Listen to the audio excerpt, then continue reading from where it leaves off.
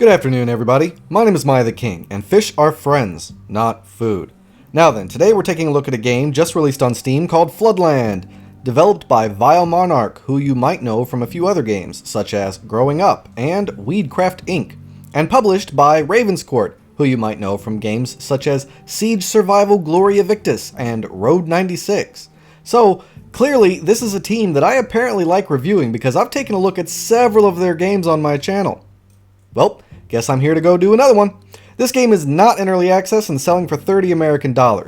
So, Steam basically describes this game as a post-apocalyptic city simulator, colony simulator, survival strategy game.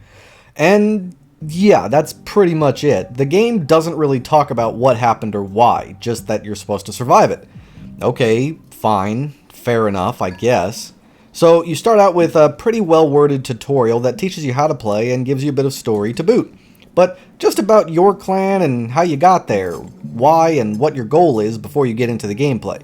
So, as always, let's take a look at the good, but make sure you watch till the end so that you can also hear the bad. Alright? Okay, so first up is the sound effects, the music, the voice acting. It's all really well done, and I mean, wow, it really blew me away. Here, just listen to this. This is the kind of music you're in for while just playing the game regularly. We're not talking cutscenes or the opening menu. We're talking, this is the music that plays while you're playing the game. Listen to this. When we once betrayed, oh. See what I mean? Sorry to cut it off so suddenly there, but man, you see what I mean? That was epic, and just really made me feel like I wasn't even playing a colony sim game. Made me feel like I was playing some RPG or something. I was walking down a road or something. I don't know. The sound effects for the most part seem accurate, although they also seem rather scarce. Considering we're living in a bog, basically, I expected there to be more ambient sound effects, but whatever. I mean, I'm sure they're there in other places. And the temporary voice acting at the beginning cutscene was rather nice as well, and I started two new games to see if there were different stuff there, and it was two different voice actors, at least I think it was two different voice actors, and at least two different scenes that were voice acted, and they sounded really well. Next up is the gameplay. Now, this will be a bit of a journey, so buckle up, because I got a lot to say here. There is a lot going on. So, you pick a clan to lead, which has its own leader at the beginning, right? And while you're doing things, your leader can gain experience.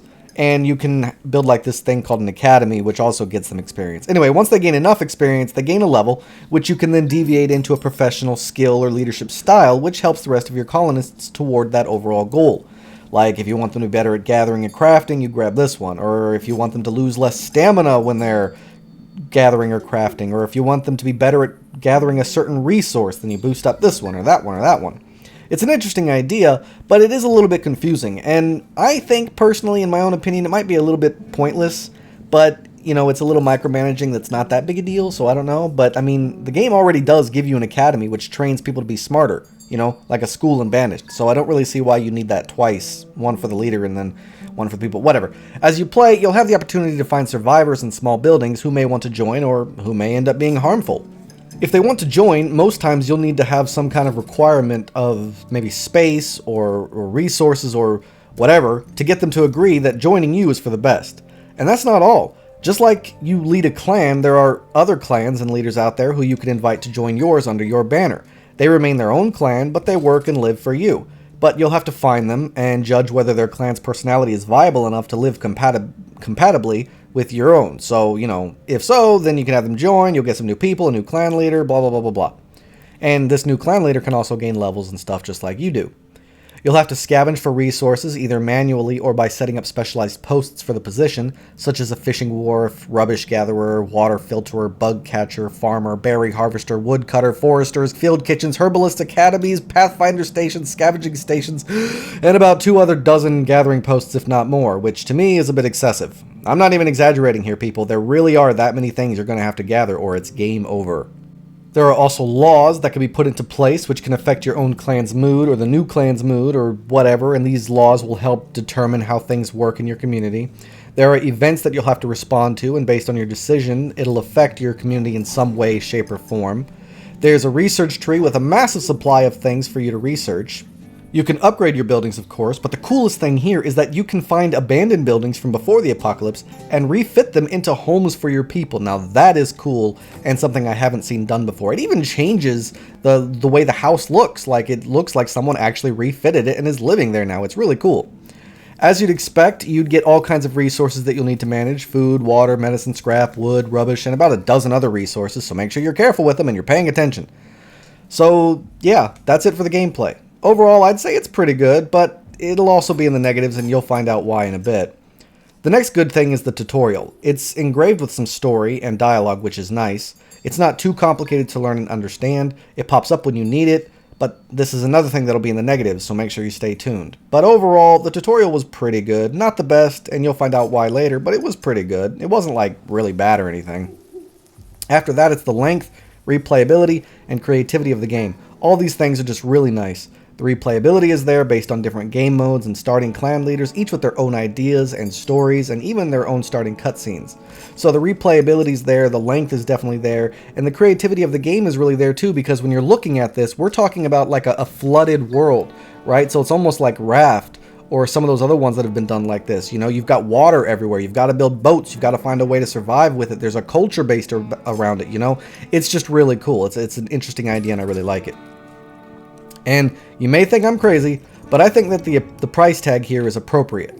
We're talking dozens, if not dozens of hours of playtime, at least 4 types of replayability, voice acting, cutscenes, choices, and a plethora of options in-game of things you can do with your civilization. I mean, with everything included here, I think the asking price is legitimate. So yeah, that's about all the niceness about this game. Now I gotta go into the not so niceness. So the graphics are the first things that come to mind. I mean, don't get me wrong, for the most part it looks pretty alright, but it just feels ugly to me. Everything is crammed together in tight spaces, thus making everything look crowded and dirty. Then the color and lighting just makes the whole thing look gross. I've seen post-apocalyptic games before, and they never looked great, you know, because that's the kind of game you're playing. But even so, why does this one look so ugly to me? And I just don't know. It's a little too dark, I think. It's not particularly bad, you know, it has attention to detail and appropriate colors, but I personally just didn't like it. It's more of a personal complaint than anything else. I mean, you all out there might like it. I'm just speaking my thoughts. This is just my opinion. Next up is the tutorial. Sorry about that stutter there. But I did mention that I would be bringing up the tutorial here. So for one thing, the tutorial is just a bit too long. It won't go away. And sometimes it's retelling you things that it's already told you, and it's just wasting your time. So it can get a bit frustrating. But this is, again, another minor thing, because I am glad they do have a tutorial, and it's not that bad. It just can get a little annoying at times, so I thought I'd mention it. Next up is the user interface. It's a bit ugly, hard to navigate, and kind of confusing overall. It was just hard for me to fully understand where everything is, what it does, and whatever else. Sometimes a pop-up tooltip will show up, and other times it won't, which confuses you, and overall I just felt uncomfortable using it, and I'm not quite sure why. Something didn't feel right for me there. Then you've got the gameplay. Now, for the most part, it's fine, but there is just way too much here, and I wasn't kidding about all those different resources. There are so many of them. You've got wood, then you've got lumber, the upgraded wood. Then you've got scrap, and then you've got the upgraded scrap.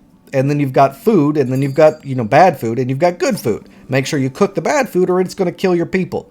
You've got good medicine and bad medicine. I mean, did we really need that many resources? I personally don't think so. But the worst one of all is the research mechanic. The rest of those I could probably forgive and forget, because it's like, oh, you got wood. Okay, fine, you need to turn wood into lumber. That makes sense. You can't just build a generator out of scrap. You got to turn that into metal. Okay, I get that. That makes sense. But this, and even this makes sense technically, but I still think that it was really dumb. So with the research mechanic, you cannot research new technologies without discovering old world technology, right? Makes sense. Except the game is very, very stingy with giving these out, which led to major problems during my playthrough and with the tutorial, which leads me to the negative about the tutorial. When you're playing it, don't you dare deviate or try to explore or do your own thing at all. Do not go off the beaten path, because the story will randomly throw problems at you and then you'll have to react to them. But if you dared to play the game on your own, then the game punishes you. If you dared to explore and try out something new, the game is like, nope, you die then. Without enough research, you can't build the things you need to fight off the waves of death approaching you via the tutorial. Now, I didn't know that. I didn't know I needed to research forester to chop wood, then lumbermill to turn that wood into planks, so I could then research a herbalist, so I could build her using the planks so she could fight off the disease that randomly came at me. Now, I managed to survive, barely, but then the game threw deadly fish at me. That's right. You heard me. Deadly fish.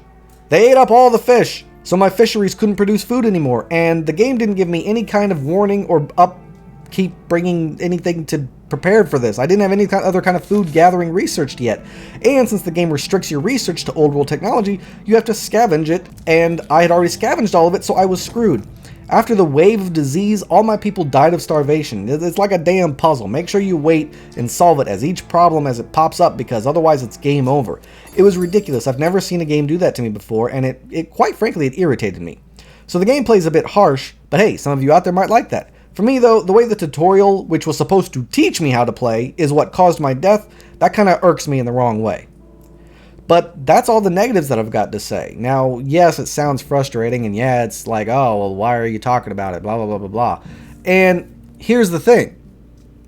When I'm talking about the negatives, or the things I don't like, I'm not saying, it's not like I'm going to Civilization and saying, I hate that this game has turns, and then everyone goes, but every Civilization game has turns. Why are you saying that? It's not because I'm just trying to badmouth it. It's because there are people out there who have not played these kinds of games, people out there who want to know what this game is and if they would like it or not. So I have to talk about the good and the bad. I always try to put a positive and negative spin on all of these things so that people on both sides of the fence can see if they like this game or not. So yes, a game like this, being difficult and overcomplicated with lots of micromanaging, might seem normal to some of you out there for the genre, but for people who don't know about the genre or people who've never played it before, they need to know this information. So that is why I'm saying it. I'm not necessarily saying it's bad, I'm saying it had me confused, and in my opinion, I think there might be too much. But that's because I'm one of those people who doesn't normally play these games.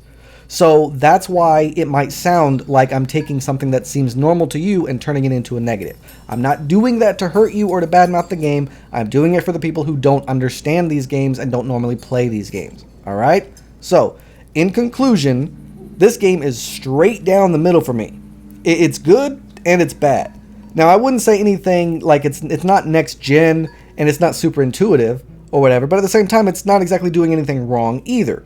The gameplay has its great moments and its poor moments, as does its tutorial and its graphics, its sound, and everything else. If you want to compare this game to anything, compare it to Frostpunk. It's a lot like that game.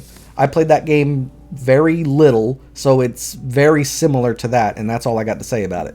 You start out with a small little colony of people trying to build it into something huge after a post-apocalyptic nightmare, all while accepting random clans or strangers into your territory. You're going to have to make decisions and pass laws, and most likely it's just going to make everybody angry, with lots of micromanaging spruced in to help with the resource gathering and management of your people. Honestly, if you like complicated, difficult colony sim city builder kinds of games, then you're really going to like this one. But if you're looking for something more relaxing or simple, then I'd recommend you give this game a pass. And that's about all I got to say for this game, everybody. I personally wasn't enjoying it myself. It's not my kind of game, and that's the only reason. I like city builder colony sim games that are a bit more simple and relaxing than stressful, and that's a personal choice for me. But that doesn't mean I'm saying this is a bad game. So if you watched this and think it looks cool or you're ready for a challenge, then I wish you good luck and I hope you enjoy it. I think that it's perfect for that. I think it's going to scratch that itch for you, and I don't think that you're getting screwed over. But if you were looking for something completely different, you're not going to want to buy this because it's not going to be that. All right? So, thank you everybody who tuned in. Don't forget to like and subscribe. If you have any questions, let me know in the comments down below, and I'll try to respond as fast as I can. And I can't wait to see you all again on my next adventure. So until then, I bid you all farewell.